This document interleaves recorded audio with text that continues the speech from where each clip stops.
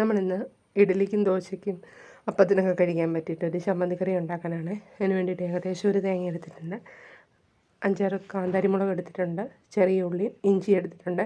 ഇതിൻ്റെ കൂടെ ഉപ്പൂടെ ചേർത്തിട്ട് നമുക്ക് മിക്സിയിൽ നന്നായിട്ട് അരച്ചെടുത്തിട്ട് വരാം.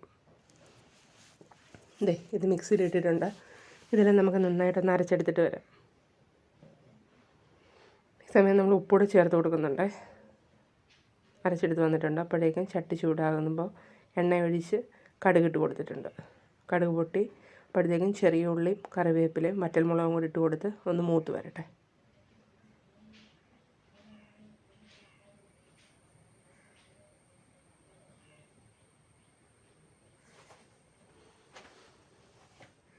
നല്ലതായിട്ടൊന്ന് മൂത്ത് വരുന്നതിന് വരെ ഇളക്കി കൊടുക്കാം.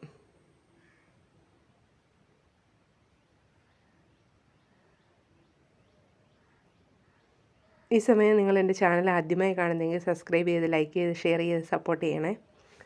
ഇപ്പം നമ്മുടെ ഉള്ളിയെല്ലാം മൂത്ത് വന്നിട്ടുണ്ട്. അരച്ച് വെച്ചിരിക്കുന്ന തേങ്ങ കൂട്ട് അതിനകത്തോട്ട് ഒഴിച്ചു കൊടുക്കാം.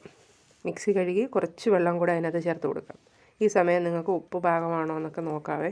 നിങ്ങൾക്ക് എരിക്കനുസരിച്ച് നിങ്ങൾക്ക് കാന്താരിമുളക് കൂട്ടുകയോ കുറയ്ക്കുകയോ ചെയ്യാം.